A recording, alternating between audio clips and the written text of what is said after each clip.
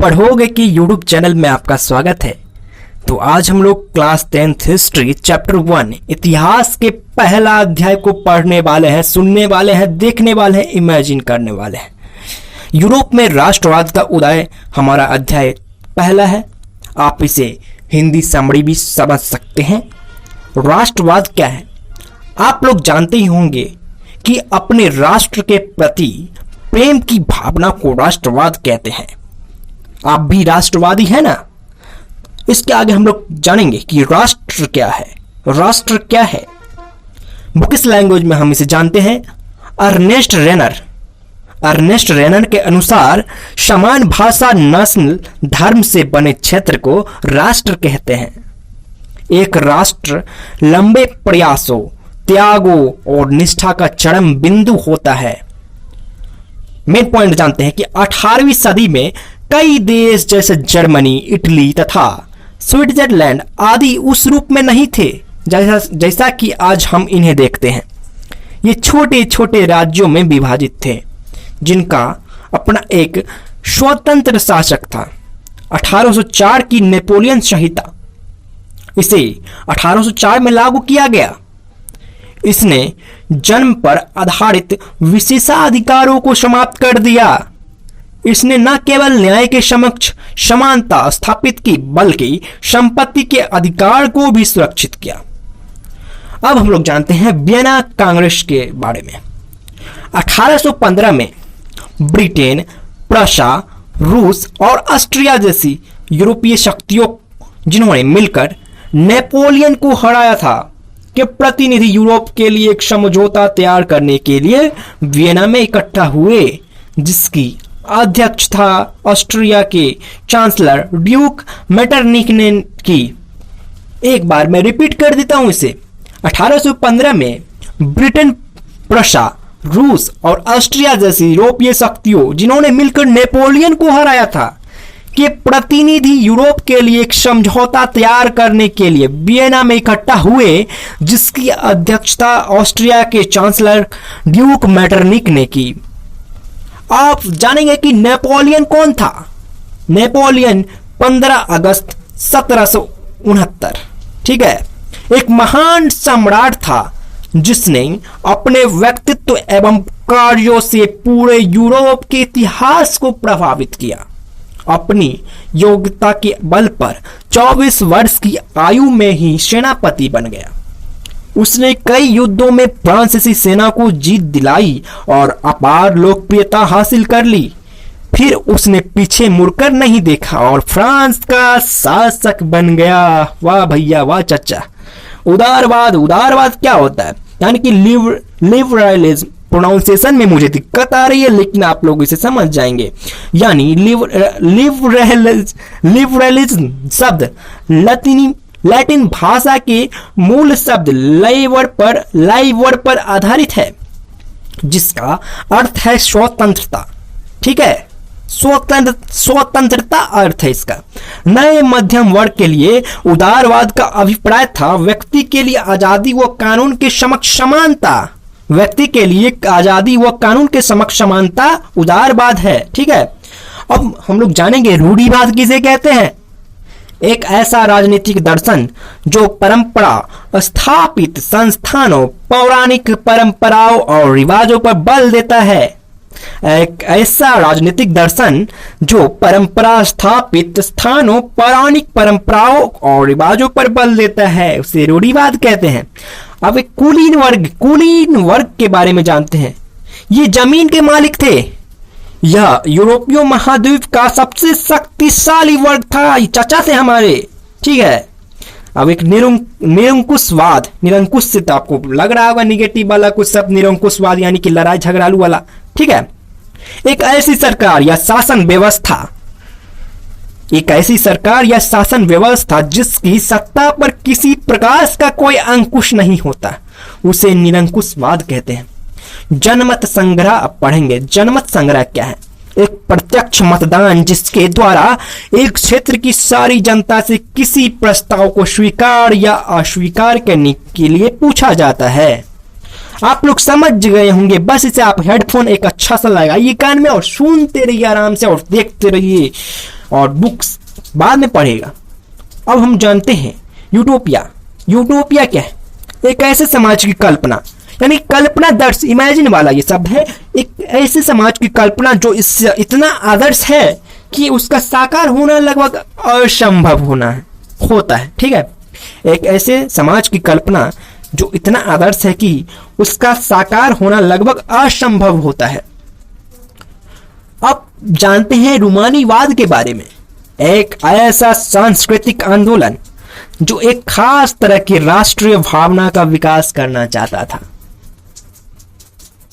अब हम जानते हैं नारीवाद। स्त्री पुरुष को सामाजिक, आर्थिक एवं राजनीतिक समानता की सोच के आधार पर महिलाओं के अधिकारों और हितों का बोध ही नारीवाद है। पुरुष को सामाजिक, आर्थिक एवं राजनीतिक समानता की सोच के आधार पर महिलाओं के अधिकारों और हितों का बोध नारीवाद है। अब हम लोग जुंकर्स के बारे में जानते हैं। प्रशा की एक सामाजिक श्रेणी का नाम जिसमें बड़े बड़े जमींदार शामिल थे, वो जुंकर्स थे। अब मेन टॉपिक पे आते हैं, यूरोप में राष्ट्रवाद। यूरोप में राष्ट्रवादी चेतना की शुरुआत फ्रांस में होती है। 1789 की फ्रांसीसी क्रांति के बारे में हम लोग डिस्कस करने जा रहे हैं। 1789 की फ्रांसीसी क्रांति राष्ट्रवाद की पहली स्पष्ट अभिव्यक्ति थी। इसने फ्रांस में राजतंत्र समाप्त कर प्रभुसत्ता फ्रांसीसी नागरिकों को सौंपी। इस क्रांति से पहले फ्रांस एक ऐसा राज्य था जिसके संपूर्ण भूभाग पर एक निरंकुश राजा का शासन था। सामूहिक पहचान बनाने के लिए उठाए गए नए कदम क्या क्या है? हम लोग पहला पॉइंट जानते हैं। प्रत्येक राज्य से एक स्टेट जनरल चुना गया और उसका नाम बदलकर नेशनल असेंबली कर दिया गया। सेकेंड नंबर पॉइंट जो है, फ्रेंच भाषा को राष्ट्रभाषा घोषित कर दिया गया। मतलब सामूहिक पहचान बनाने के लिए उठाए गए कदम है ये। और तीसरा पॉइंट जो है, एक प्रशासनिक व्यवस्था लागू की गई जिससे सबको समान कानून का अनुभव हो। चौथा पॉइंट है, आंतरिक आयात निर्यात सीमा शुल्क समाप्त कर दिया गया और भार तथा माप की एक समान व्यवस्था लागू की गई। स्कूल और कॉलेज की छात्राओं द्वारा भी समर्थन के रूप में क्लब का गठन किया गया जिनका नाम दिया गया जैकोबिन क्लब। जैकोबिन क्लब पूछा जा सकता है एग्जाम में, आप इसे जरूर याद कीजिए, जैकोबिन क्लब। फ्रांस की आर्मी ने समर्थन के तौर पे हर विदेशी क्षेत्र में भेज दिए गए जिससे राष्ट्रवादी भावना और बढ़ती चली गई। अब नेपोलियन का शासनकाल के बारे में जानेंगे। जब नेपोलियन फ्रांस पे अपना शासन चलाना शुरू किया तो उन्होंने प्रजातंत्र को हटाकर उन्हें राजतंत्र को स्थापित कर दिया। नागरिक संहिता या नेपोलियन की संहिता 1804 के बारे में जानते हैं। पहला है पॉइंट जो कि कानून के समक्ष सबको बराबर रखा गया। दूसरा है संपत्ति का अधिकार को सुरक्षित बनाया। तीसरा है भू दासत्व और जागीरदारी शुल्क से मुक्ति दिलाई, यानी कि टैक्स वगैरह नहीं लगेंगे। और जागीरदारी क्या है समझ लीजिए आप लोग। इसके तहत किसानों, जमींदारों और उद्योगपतियों द्वारा तैयार सामान का कुछ हिस्सा कर के रूप में सरकार को देना पड़ता था। जागीरदारी समझ गए ना आप लोग। और नेपोलियन के समय ही व्यापार, आवागमन एवं संचार में बहुत ज्यादा विकास हुआ। राष्ट्रीयवादी विचार को बांटने के लिए उन्होंने कुछ क्षेत्रों में कब्जा कर लिया और कर को बढ़ाना और जबरन भर्ती जैसे अनेक कानून व्यवस्था स्थापित कर दिया। यूरोप में राष्ट्रवाद का निर्माण के बारे में जानते हैं। किसी भी राष्ट्र के निर्माण के लिए एक सामूहिक पहचान, संस्कृति, परंपरा आदि का समान होना जरूरी है। यूरोप में अलग अलग समाज था, जैसे हैब्सबर्ग साम्राज्य में लोग जर्मन, अंग्रेजी, फ्रेंच, इटली आदि अलग अलग भाषाएं बोलते। ठीक है। यूरोपीय समाज की संरचना 19वीं शताब्दी के पहले। यूरोपीय समाज की संरचना 19वीं शताब्दी के पहले जानते हैं। आइए, यूरोपियन समाज असमान रूप से दो भागों में विभाजित था। पहला भाग उच्च वर्ग दूसरा भाग निम्न वर्ग। पहला भाग उच्च वर्ग में कुलीन वर्ग के लोग आते थे और निम्न वर्ग के में कृषक वर्ग आते थे। उच्च वर्ग कुलीन वर्ग इसका मोटो क्या है? कम जनसंख्या है, उच्च वर्ग तथा वर्चस्व जमाने वाला है, जमींदार यानी ढेर सारे खेतों के मालिक चाचा लोग हैं, सभी अधिकार दिए जाते थे, ठीक है, इनको चाचा लोग को। और निम्न वर्ग कृषक वर्ग के लोग, ये चाचा लोग हैं, अधिक जनसंख्या में हैं। जाहिर सी बात है, अगर गरीब होंगे तो अधिक जनसंख्या में होंगे ही। और निम्न वर्ग हैं ये जमीनहीन, यानी इनके पास जमीन नहीं था, जमीन नहीं था तो किराए पर रहते थे, किसी भी प्रकार के अधिकार इनको नहीं दिया जाता था, तरपाया जाता था इनको। यानी यूरोपियन समाज असमान रूप से विभाजित। 19वीं सदी के बाद एक नया वर्ग जुड़ गया था, वो था नया मध्यम वर्ग, जिसमें अभी शायद हम लोग आते हैं। नया मध्यम वर्ग, इसमें पढ़े लिखे सभी लोग थे, जैसे शिक्षक, डॉक्टर, उद्योगपति, व्यापारी आदि। पढ़े लिखे लोग होने के नाते उन्होंने एक समान कानून की मांग की, यानी उदारवादी राष्ट्रवाद। आप लोग को बताए होंगे उदारवादी क्या है। उदारवादी राष्ट्रवाद मतलब व्यक्तिगत स्वतंत्रता, कानून के समक्ष सब एक समान, सरकार का पक्षधर, बाजार की स्वतंत्रता। इस उदारवादी राष्ट्रवाद के चलते राष्ट्रवाद का विचार सब जगह फैलने लगा। इसी वजह से 1789 में फ्रांस की क्रांति हुई। इससे एक राज्य के अंदर जो भी नियंत्रण चीजों तथा पूंजी के आगमन पर था उसे खत्म कर दिया गया, लेकिन अलग अलग राज्यों के बीच के नियंत्रण यानी सीमा शुल्क को खत्म नहीं कर पाया। इसके लिए एक संगठन बनाया गया जिसका नाम था जोलबेराइन। स्पेलिंग जान लीजिए, JOLLBEREIN। एनसीईआरटी बुक में दिया होगा, एनसीईआरटी बुक ही पढ़िए। आवाज खराब हो गया लगभग। जितने भी शुल्क अवरोध थे उसे समाप्त कर दिया गया। किसमें? उदारवादी राष्ट्रवाद में, ठीक है। मुद्राओं की संख्या को दो कर दी। मुद्राओं की संख्या को 2 कर दी, इससे पहले 30 से ज्यादा थी। मुद्राओं की संख्या को ही घटा दिया ना। नेपोलियन के समय केवल पुरुष जिनके पास धन है वही वोट दे सकते थे, महिला लोग गई रोटी बन ले। अब हम लोग जानते हैं जोलबेराइन के बारे में। यह एक जर्मन शुल्क संघ था जिसमें अधिकांश जर्मन राज्य शामिल थे। राष्ट्र नहीं, राज्य बोले हम। अब गलत सलत कमेंट मत कर दीजिएगा, राष्ट्र बोला है। यह संघ 1834 में प्रसा की पहल पर स्थापित हुआ था। इसमें विभिन्न राज्यों के बीच शुल्क अवरोधों को समाप्त कर दिया गया और मुद्राओं की संख्या 2 कर दी गई, जो पहले 20 से भी अधिक थी। यह संघ जर्मनी के आर्थिक एकीकरण का प्रतीक था। रूढ़िवाद 1815 के बाद नया रूढ़िवादी, ठीक है। 1815 में नेपोलियन को हरा दिया गया, चचा चले गए। इसके लिए ऑस्ट्रिया, प्रसा, रूस, ब्रिटेन ने मिलकर काम किया वाटरलू की लड़ाई में, याद होगा आपको। इसके बाद यूरोपीय सरकार पारंपरिक संस्थाएं और परिवार को बनाए रखना चाहते थे। इसके लिए उन्होंने नेपोलियन के समय जितने भी बदलाव हुए थे उन सब को खत्म कर दिया गया, जिसके लिए एक समझौता किया गया जिसका नाम था वियना समझौता या वियना संधि। वियना समझौता या वियना संधि, इसे याद कर लीजिए आप लोग। और अगला पॉइंट हम चलते हैं अगला टॉपिक पे। संधि के तहत मुख्य 3 निर्णय लिया गया। यही वियना के संधि के तहत 3 निर्णय लिया गया। पहला, फ्रांस की सीमाओं पर कई राज्य कायम कर दिया गया ताकि भविष्य में फ्रांस अपना विस्तार न कर सके। फ्रांसीसी क्रांति के दौरान हटाए गए बुर्बो वंश को सत्ता में बहाल किया गया। तीसरा, राजतंत्र को जारी रखा गया। अब चलते हैं यूरोप में क्रांतिकारियों के बारे में। यूरोपियन सरकार के इन सारे निर्णय के विरोध में क्रांतिकारी ने जन्म लिया, ठीक है। चाचा लोग आ गए। अब इस सारे निर्णय के विरोध में क्रांतिकारी लोग आ गए। क्रांतिकारियों ने अंदर ही अंदर कुछ खुफिया समाज का निर्माण किया जिनका मुख्य मकसद लक्ष्य था राष्ट्रवाद को बढ़ावा देना, वियना संधि की विरोध करना, स्वतंत्रता के लिए लड़ना। अब चलते हैं जियोसेपी मैसिनी, एक क्रांतिकारी टॉपिक है हमारा। इटली का एक महान क्रांतिकारी जिसने यंग इटली नामक आंदोलन चलाया और जिसके फलस्वरूप इटली में एकीकरण की भावना को बल मिला। वो राजतंत्र के घोर विरोधी थे। सभी रूढ़िवादी जियोसेपी मैसिनी से डरते थे क्योंकि वो इटली का एकीकरण चाहते थे। भूख, कठिनाई और जन विरोध।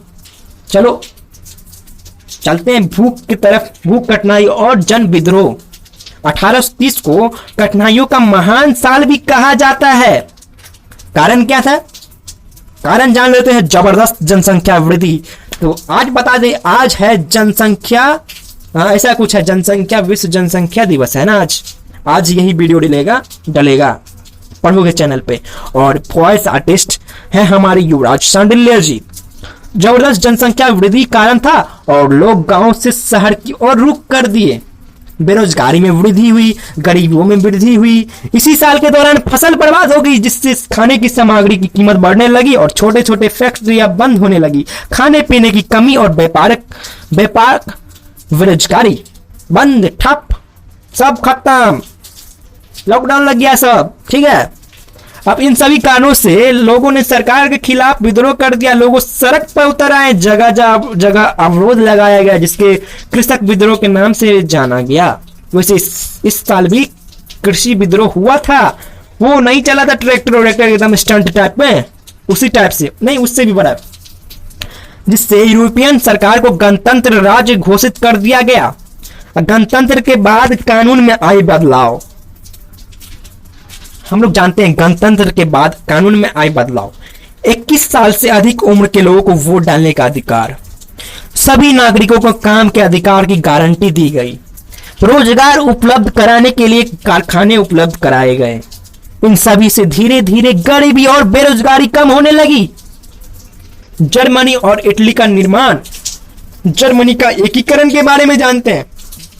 ठीक है।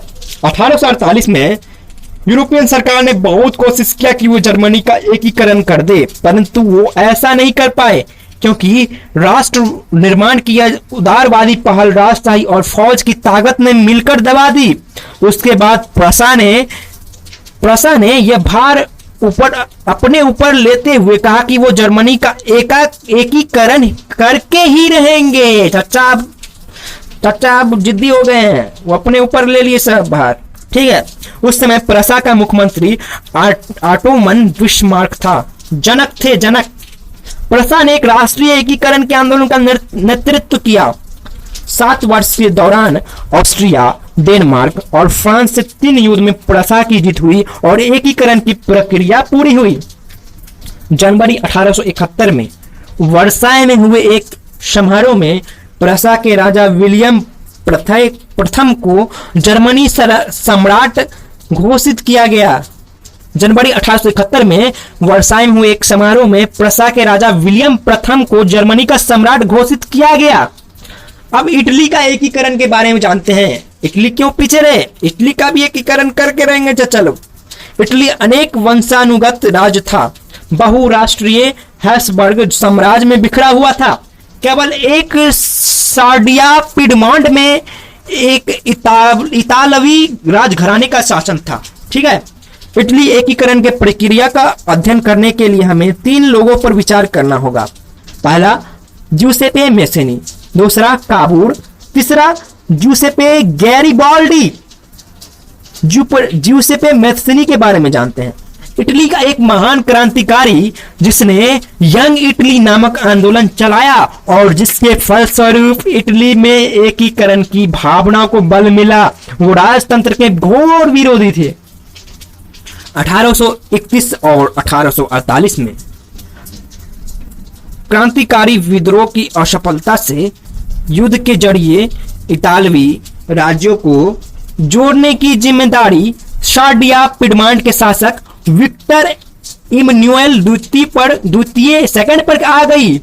अब गेरिबाल्डी के बारे में क्यों पीछे रह जाएंगे, गेरिबाल्डी के बारे में, चचा के बारे में जानेंगे। इटली का महान क्रांतिकारी जो मैस्सिनी का सहयोगी वो समकालीन था, उसने लाल कुर्ती नामक सेना तैयार किया कि जिसके सहायता से उसने ऑस्ट्रिया को हराया।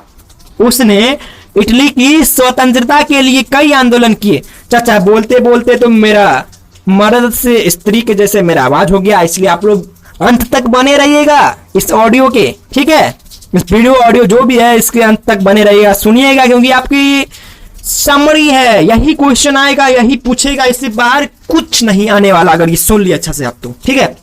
अब काबूल के बारे में जानते हैं। काबूल को इटली का बिस्मार्क माना जाता था। वह इटली के सार्डिनिया राज्य का प्रधानमंत्री था। उसने सर्वप्रथम अपने राज्य को इटली में मिलाने का कार्य किया। एक बार फिर से रिपीट कर देता हूं, काबूल को इटली का बिस्मार्क माना जाता था। वह इटली के सार्डिनिया राज्य का प्रधानमंत्री था। उसने सर्वप्रथम अपने राज्य को इटली में मिलाने का कार्य किया। ब्रिटानी एकीकरण, आप ब्रिटेन चाचा भी आ गए, ठीक है, ब्रिटेन बाबा। ब्रिटानी के एकीकरण के बारे में जानते हैं। ब्रिटेन साम्राज्य में अंग्रेज, वेल्स, स्कॉट या आयरिश जैसे ढेर सारा समाज था, जिसे नृजातीय कहते थे। औद्योगिक क्रांति के बाद ब्रिटेन की आर्थिक शक्ति बहुत ज्यादा बढ़ गई थी। इंग्लैंड और स्कॉटलैंड के बीच एक्ट ऑफ यूनियन से United kingdom of great Britain का गठन हुआ। कुछ साल बाद इसके अंदर आयरलैंड को भी जोड़ दिया गया। ब्रिटेन एक नया राष्ट्र का निर्माण हुआ। इंग्लैंड जोड़ स्कॉटलैंड जोड़ आयरलैंड बराबर यूनाइटेड किंगडम, क्या England plus Scotland plus Ireland बराबर यूनाइटेड किंगडम बना। तीनों को जोड़ को यूनाइटेड किंगडम बना, यूनाइटेड किंगडम। राष्ट्र के निर्माण के बाद क्या हुआ? पहला राष्ट्रगान लिखी गई, दूसरा अंग्रेजी को मुख्य भाषा माना गया, तीसरा ब्रिटेन के राष्ट्रध्वज भी बनाया गया। राष्ट्रीय की दृश्य कल्पना, रूपक, ठीक है, चलिए समझते हैं।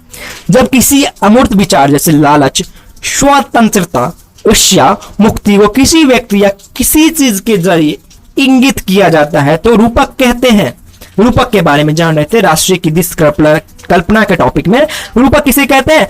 जब किसी अमूर्त, ये हिंदी वाला रूपक नहीं है भाई, ये रूपक हिस्ट्री वाला है। जब किसी अमूर्त विचार जैसे लालच, स्वतंत्रता, ईर्ष्या, मुक्ति को किसी व्यक्ति या किसी चीज के जरिए इंगित किया जाता है तो रूपक कहते हैं। 18वीं और 19वीं शताब्दी में रूपक का प्रयोग राष्ट्रवादी भावना के विकास में और मजबूत बनाने में किया जाता था। अब चलते हैं राष्ट्रवाद और साम्राज्यवाद के बारे में। 19वीं सदी तक जो राष्ट्रवाद की भावना थी अब वो साम्राज्यवाद में बदलने लगा। चलिए चाचा एक नया कहानी शुरू हो गया। साम्राज्यवाद क्या होता है? जब कोई देश अपने देश की शक्ति को बढ़ाता है, आर्मी वो अन्य साधन का प्रयोग करके उसे साम्राज्यवाद कहते हैं। 1871 के बाद यूरोप में गंभीर राष्ट्रवादी तनाव का स्रोत बाल्कन क्षेत्र था। इस क्षेत्र में भौगोलिक और जातीय भिन्नता थी। इसमें आधुनिक रोमानिया, बुल्गारिया, अल्बानिया, यूनान, क्रोएशिया, बोस्निया हर्जगोविना, स्लोवेनिया, सर्बिया शामिल थे, ठीक है। बाल्कन क्षेत्र में रोमानी राष्ट्रवाद के विचार फैलने और ऑटोमन साम्राज्य के विघटन से स्थिति काफी विस्फोटक हो गई। उस समय जितने भी बड़ी शक्तियां थी जैसे जर्मन, ब्रिटेन, रूस अपनी शक्तियों को बढ़ाना चाहते थे। बाल्कन क्षेत्र को अपने अपने शामिल में करना चाहते थे। इसके लिए अनेक युद्ध हुए जिनके नतीजे कुछ भी नहीं निकला और प्रथम विश्व युद्ध हुआ। चाचा लोग विश्व युद्ध करवा दिए, जिससे राष्ट्रवाद की भावना पूरे विश्व में फैल गई। तो भाइयों एवं बहनों, मैं आपसे यही चाहता हूं, चैनल पे कमेंट कर दीजिए, वीडियो में कमेंट कर दीजिए, चैनल को सब्सक्राइब कर दीजिए, बेल आइकन प्रेस कर दीजिए और लाइक करते हो जाइए, क्योंकि आपका भरोसा हमारा भरोसा। पढ़ो को चैनल को सब्सक्राइब करिए। चलिए बाय बाय, मिलते हैं नेक्स्ट ऑडियो वीडियो जो भी है उसमें।